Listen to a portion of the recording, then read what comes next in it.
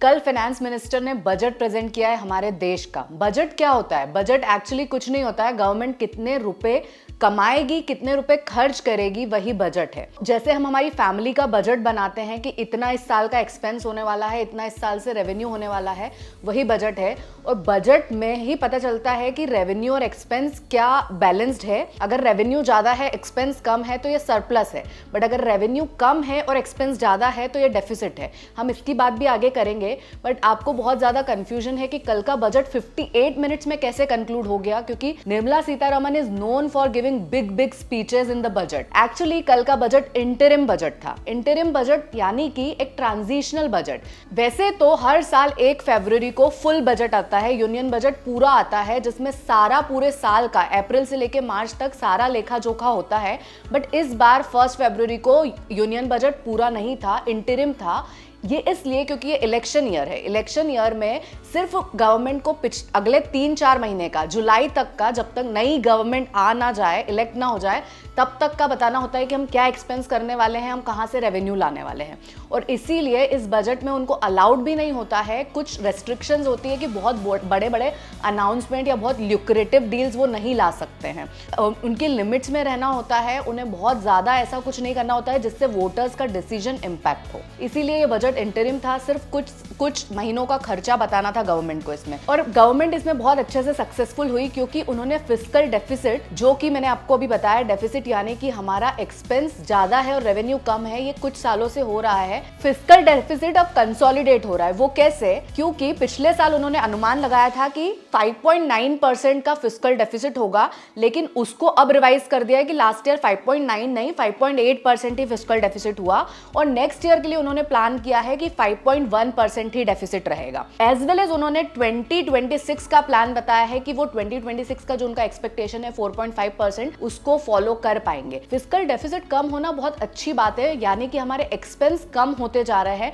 अगर एक्सपेंस कम होंगे, रेवेन्यू बढ़ेगा, तो हमको बोरोइंग्स कम करनी पड़ेगी। अगर गवर्नमेंट को बोरोइंग्स कम करनी पड़ी तो हमारा इंटरेस्ट रेट हमारे लिए अच्छा होगा, नॉर्मल कॉमन मैन के लिए सब कुछ अच्छा हो जाएगा। इन्फ्लेशन में जो प्रॉब्लम आती है वो भी कम होती हुई दिखेगी। इसीलिए डेफिसिट का कम होना एक अच्छा साइन है। एंड क्योंकि ये बजट है तो हर डिपार्टमेंट को अलोकेशन मिलता है फंड का, कि उनको कितना फंड मिला है इस साल के लिए कुछ अच्छा करने का। और वो हम डिस्कस करेंगे कि किस डिपार्टमेंट को कितना फंड अलोकेट हुआ है। बट अभी हम कुछ सेक्टर्स में देखते हैं कि क्या क्या नए चेंजेस लाए गए हैं इस बजट में। और 4 का आम आदमी है जिनके लिए इन्होंने कुछ अच्छे प्रोविजंस लाए हैं, वो हम इस वीडियो के सेक्टर्स को डिस्कस करने के बाद डिस्कस करेंगे। तो पहले हम सेक्टर चेंजेस की बात कर लेते हैं। सबसे पहले तो इन्होंने कैपेक्स बढ़ा दिया है। कैपेक्स यानी कि कैपिटल एक्सपेंडिचर। अगर कैपिटल एक्सपेंडिचर बढ़ेगा, जिससे इंफ्रास्ट्रक्चर डेवलपमेंट बढ़ेगा, अगर ये बढ़ेगा तो उससे रेवेन्यू के चांसेस बढ़ जाते हैं। जैसे अगर हमारे घर में हमने एक रेंटल प्रॉपर्टी ली है, एक एसेट ली है, तो उससे हमें इनकम जनरेट होगी।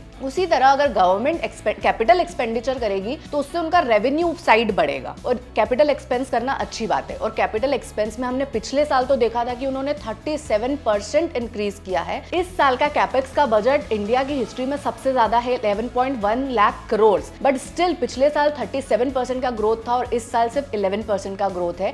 बट स्टिल हमने देखा है कि कैपेक्स में इन्होंने अच्छा अलोकेशन किया है, जो कि बहुत अच्छा प्रूव होगा। अब सबसे पहले हम बात करते हैं रिन्यूएबल एनर्जी सेक्टर के बारे में। इसमें गवर्नमेंट ने सूर्य उदय योजना के अंतर्गत 1 करोड़ घरों में सोलर पैनल लगाने की बात की है, जिसकी वजह से 1 करोड़ घरों में 300 यूनिट हर महीने इलेक्ट्रिसिटी फ्री मिलने वाली है। इनका प्लान क्या होने वाला है अब पता चलेगा, बट इसकी वजह से हर साल 15 से 18 हजार रुपए बचने वाले हैं। और तो और जो लोग सोलर पैनल अपने घर में लगाएंगे, अभी तक वो इलेक्ट्रिसिटी लेते थे, अब अगर उनके पास ज्यादा इलेक्ट्रिसिटी बनती है तो वो डिस्ट्रीब्यूट भी कर पाएंगे। तो it is a very good sign. और इसी रिन्यूएबल एनर्जी की वजह से ई बसेस का ट्रांसपोर्ट नेटवर्क बढ़ेगा, स्ट्रेंथनिंग होगी ई व्हीकल के इकोसिस्टम में। उसके अलावा इन्होंने 10 करोड़ एलपीजी कनेक्शंस लगवाए हैं अंडर प्रधानमंत्री उज्ज्वला योजना। 36.9 करोड़ एलईडी बल्ब्स लगाए हैं, 72.2 लाख एलईडी ट्यूबलाइट्स लगवाई है, 23.6 lakh energy efficient fans lights लगवाए हैं अंडर उजाला योजना। और तो और street lightning national programme SNLP के अंतर्गत 1.3 crore LED street lights install करवाई है। अब हम नेक्स्ट काफी इंपॉर्टेंट सेक्टर की तरफ जा रहे हैं, वो है रेलवे सेक्टर। इसमें ना इन्होंने 40,000 बोगीज को, जो नॉर्मल बोगीज है, उसको वंदे भारत में कन्वर्ट करने की बात की है, क्योंकि इससे हाई स्पीड मिलेगी, सेफ्टी मिलेगी, कन्वीनियंस मिलेगी। इसके अलावा इन्होंने कहा है कि ये 3 मेजर रेलवे कॉरिडोर्स बनाएंगे। इसमें से पहला कॉरिडोर रहेगा एनर्जी, मिनरल और सीमेंट का, सेकंड रहेगा पोर्ट कनेक्टिविटी का, और थर्ड रहेगा जो हाई ट्रैफिक एरियाज है उसको करने के लिए। अब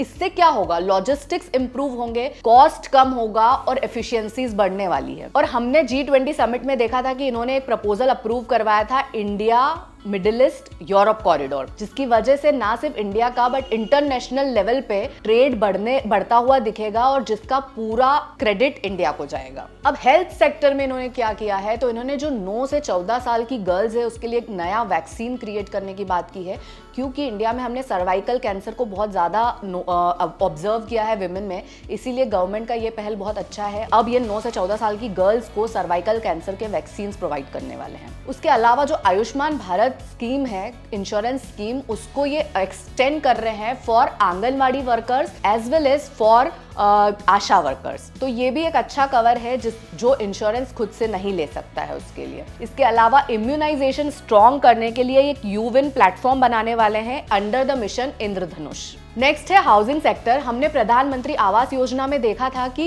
जो गरीब लोग हैं, जो झुग्गी झोपड़ी में रहते हैं या जो बहुत लोअर मिडिल क्लास है, उनको 3 करोड़ घर बनवा के दिए हैं गवर्नमेंट ने, उसमें प्रधानमंत्री आवास योजना के अंतर्गत। और ये फिगर अगले साल के लिए 2 करोड़ एस्टिमेटेड है कि 3 करोड़ ऑलरेडी हो चुका है, 2 करोड़ और घर बनवाने वाले हैं। पर ये था लोअर मिडिल क्लास के लिए, बट कुछ चीज इस बार मिडिल क्लास के लिए गवर्नमेंट लेकर आई है, वो ये है कि इसी प्रधानमंत्री आवास योजना में मिडिल क्लास के लिए एक प्रोविजन लेकर आएगी, जिसमें उनके लिए भी जो रेंटेड हाउसेस में रहते हैं उनको भी अपने घर मिलेंगे। तो एक बहुत अच्छा साइन है। अब टूरिज्म सेक्टर की बात करें तो कैसे हमने देखा था कि हमारे प्राइम मिनिस्टर लक्षद्वीप जाकर ही बस मालदीव्स को टक्कर दे चुके थे, बट इस बार उन्होंने क्लियरली अपनी बजट स्पीच में बताया है कि हम लक्षद्वीप में डेवलपमेंट करेंगे, ऐसे कई आइलैंड्स को डेवलप करेंगे जहां हमारा टूरिज्म बढ़े। उसके अलावा उन्होंने बोला है कि हम स्टेट को इंटरेस्ट फ्री फंड देंगे, जिसकी वजह से वो उनके वहां का स्पिरिचुअल या फिर नॉर्मल टूरिज्म डेवलप कर पाए। इसके अलावा निर्मला सीतारमण जी ने कहा कि क्योंकि हमने इंडिया में G20 समिट बहुत सक्सेसफुली किया, बहुत इंटरेस्टिंग तरीके से किया, उसकी वजह से हमारे इंडिया में बिजनेस कॉन्फ्रेंस का टूरिज्म बढ़ता हुआ दिख रहा है। और यही नहीं, उन्होंने रिक्वेस्ट की है कि स्पिरिचुअल टूरिज्म को भी प्रमोट किया जाए। अब अगला सेक्टर हम डिस्कस करेंगे एग्रीकल्चर एंड फूड प्रोसेसिंग में। इसमें गवर्नमेंट ने प्रमोट किया है private and public investment post harvest activity में। इसके अलावा उन्होंने एक नैनो डेप्थ एप्लीकेशन की बात की है, जिसका मतलब है कि अभी तक जो नॉर्मल केमिकल्स यूज होते हैं जो काफी महंगे आते हैं, नैनो डेप्थ की एक बॉटल बहुत सस्ती मिलेगी और वो सेम काम करेगी। तो इसको एनकरेज किया है उन्होंने, इसको प्रमोट करने की बात की है। तो जो इंडस्ट्रीज इसमें काम करती है उनको भी इसका फायदा होगा। उसके अलावा उन्होंने प्रधानमंत्री मत्स्य संपदा योजना के अंतर्गत उन्होंने एनहांस करने की बात की है, एक्वाकल्चर प्रोडक्टिविटी को, एक्सपोर्ट को डबल करने की बात की है और मोर एम्प्लॉयमेंट अपॉर्चुनिटीज इंक्रीज करने की बात की है। और ये भी बताया कि हमारा ब्लू रेवोल्यूशन में अलोकेशन इंक्रीज हुआ है। ऑल्सो उनका जो micro food processing enterprise scheme है उसमें भी फॉर्मलाइजेशन इंक्रीज हुआ है। अब सबसे इंपॉर्टेंट जिसका सबको वेट होता है, टैक्सेस में गवर्नमेंट ने इस बार कोई चेंजेस नहीं किए हैं, ना डायरेक्ट में किए हैं ना इनडायरेक्ट में किए हैं। कोई टैक्स चेंज नहीं हुआ है, कोई बेनिफिट नहीं मिला है मिडिल क्लास को, ना ही एम्प्लॉइज को किसी भी तरीके का कोई टैक्स एग्जम्पशंस नहीं हुए हैं। पिछली बार उन्होंने जो बताया था कि 7 लाख तक की इनकम वालों को न्यू टैक्स रिजीम के अंतर्गत 0 टैक्स पे करना है, वो कंटिन्यू है under new tax regime. Old tax regime भी एज इट इज कंटिन्यू रहेगी, इनडायरेक्ट टैक्सेस भी एज इट इज रेट्स रहेंगे। बट उन्होंने कुछ दूसरी बातें की है टैक्स प्रोविजन से रिलेटेड, वो हम बात करते हैं। उन्होंने बताया है कि हमारा डायरेक्ट टैक्स का कलेक्शन 3 टाइम्स बढ़ा है पिछले 10 साल में। रिटर्न फाइलर्स जो थे वो 2.4 टाइम्स बढ़ चुके हैं और उनकी तरफ से जो प्रोसेसिंग होता था, जो हम टैक्स अब कभी ज्यादा भर देते थे तो उसका रिफंड हमको पहले 2014 के पहले 93 डेज में आता था, बट अब इन्होंने इनका एवरेज प्रोसेसिंग टाइम 10 डेज कर दिया। 10 डेज मतलब 10 डेज में आपको रिफंड आ जाएगा ऑन एन एवरेज। ऑल्सो उन्होंने बताया है कि जीएसटी कलेक्शन इस साल बहुत अच्छा हुआ है और उसके लिए उन्होंने नॉर्मल पब्लिक को थैंक यू बोला है। और फिर उन्होंने ये भी बताया है कि कुछ अच्छे सर्वेस के हिसाब से जीएसटी एक पॉजिटिव सेंटिमेंट बना है इंडस्ट्री के लिए। 94% इंडस्ट्री लीडर्स इस इस ट्रांजिशन ऑफ जीएसटी को पॉजिटिव बता रहे हैं। 80% रेस्पोंडेंट्स फील कि जीएसटी जो है उसकी वजह से सप्लाई चेन का ऑप्टिमाइजेशन हुआ है। अब टैक्स में गुड न्यूज ये है कि जिसका फाइनेंशियल ईयर 10 तक 1960 से लेके 2010 तक अगर कोई टैक्स का अमाउंट बचा हुआ था अप टू 25,000 को, उसको गवर्नमेंट ने एग्जम्प्ट कर दिया है। और 2011 से 2015 में अगर अमाउंट 10,000 का बचा था टैक्स पे करने के लिए तो उसको भी गवर्नमेंट ने एग्जम्प्ट कर दिया है और बताया है कि इसको एग्जम्प्ट करने की वजह से 1 करोड़ टैक्स पेयर को फायदा होगा। ऑल्सो बताया है कि कुछ सर्टेन टैक्स बेनिफिट्स दिए हुए हैं स्टार्टअप्स को, थ्रू पेंशन फंड्स को और सॉवरेन वेल्थ फंड्स को। उसकी लास्ट डेट थी 31 मार्च 2024, बट उसको उन्होंने एक्सटेंड कर दिया है 2025 तक। अब उसकी लास्ट डेट 31 मार्च 2025 रहेगी। ये तो थी कुछ सेक्टर्स की बात। अब हम उन 4 मेजर लोगों की बात करते हैं जिसको गवर्नमेंट ने उनका मेजर पिलर्स बताया है। वो है फार्मर्स जो अन्नदाता है, दूसरे यूथ है, थर्ड विमेन है और फोर्थ जो है गरीब लोग है। गरीब कल्याण के लिए उन्होंने क्या किया है, तो उन्होंने गरीब कल्याण के लिए 34 लाख करोड़ डायरेक्ट ट्रांसफर किए हैं गरीबों को। और इसकी वजह से इन्होंने बताया जो डायरेक्ट ट्रांसफर किया है ये एक ऐसा मैकेनिज्म यूज किया है जिसकी वजह से उनको 2.7 लाख करोड़ की सेविंग हुई। पहले जब ये बेनिफिट्स ट्रांसफर होते थे तो इतना लीकेज होता था, बट बिकॉज उन्होंने डायरेक्ट बेनिफिट ट्रांसफर किया है जिसकी वजह से गवर्नमेंट ने 2.7 लाख करोड़ बचाए हैं। उन्होंने बताया है कि 25 करोड़ लोगों को उन्होंने मल्टी डायमेंशन पॉवर्टी से आगे बढ़ाया। मतलब कि एक तरीके से पुअर सेक्टर होता है उसमें भी एक मल्टी डायमेंशन पुअर लोग होते हैं। उनके पास ना प्रॉपर एजुकेशन होती है, उनके पास नॉट प्रॉपर कोई साधन होते हैं, खाना पीना कुछ नहीं होता है। बहुत ज्यादा पॉवर्टी में जो लोग हैं उनको 25 करोड़ लोगों को बाहर किया है। उन्होंने 78 लाख स्ट्रीट वेंडर्स को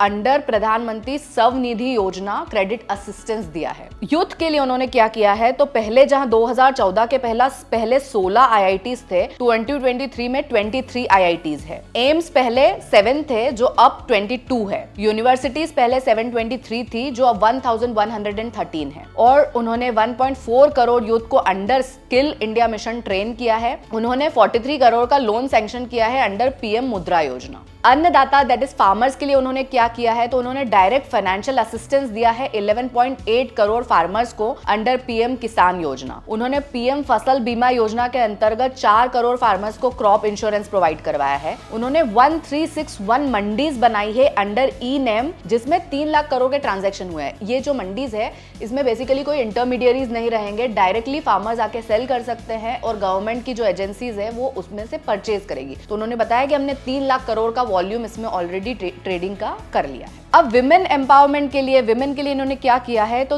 30 करोड़ का मुद्रा योजना लोन डिसबर्स किया है विमेन एंटरप्रेन्योरशिप के लिए। इन्होंने बताया है कि 28% एनरोलमेंट इंक्रीज हुए हैं हायर एजुकेशन के लिए पिछले 10 साल में। साइंस, टेक्नोलॉजी, इंजीनियरिंग और मैथमेटिक्स जैसे कोर्सेज में 43% फीमेल एनरोलमेंट बढ़े हैं। इन्होंने बताया है कि 1 करोड़ विमेन को असिस्टेंस मिला है 83 लाख सेल्फ हेल्प ग्रुप से, जिससे वो लखपति दीदी बन पाई है। मतलब 1 करोड़ लड़कियां लखपति बन पाई है। उन्होंने ट्रिपल तलाक को रिमूव किया है। उन्होंने जो मैटरनल केयर होता है, मैटरनल चाइल्ड केयर होता है, फर्स्ट 3 मंथ्स जब चाइल्ड का बर्थ होता है उसके फर्स्ट 3 मंथ्स में मैटरनल केयर प्रोवाइड किया है, उसका रेशो भी बढ़ाया है। तो ये सब उन्होंने विमेन के लिए किया है। उन्होंने ये भी बताया कि फीमेल का लेबर पार्टिसिपेशन जो 2017 से 18 में 23.3% था, वो 22-23 में 37% हो चुका है। सो ये हमारी बजट का क्रिस्प था जिसमें हमने सेक्टर्स की भी बातें की है और उन 4 मेजर लोगों की भी बातें की है। अब आपकी स्क्रीन पे जो है वो ये है कि आपको जो गवर्नमेंट है उनको रुपए आते कहां से हैं। तो 19% उनको इनकम टैक्स से रुपए आते हैं, उनको 5% एक्साइज ड्यूटी से आते हैं, 17% कॉर्पोरेट टैक्स से आते हैं, जीएसटी से 18% आते हैं, कस्टम से 4% आते हैं। नॉन डेट कैपिटल रिसिप्ट जो होती है वो 1% की होती है और नॉन टैक्स रिसिप्ट जो होती है वो 7% की होती है। उसके अलावा उनको 28% बोरोइंग्स करनी पड़ती है जो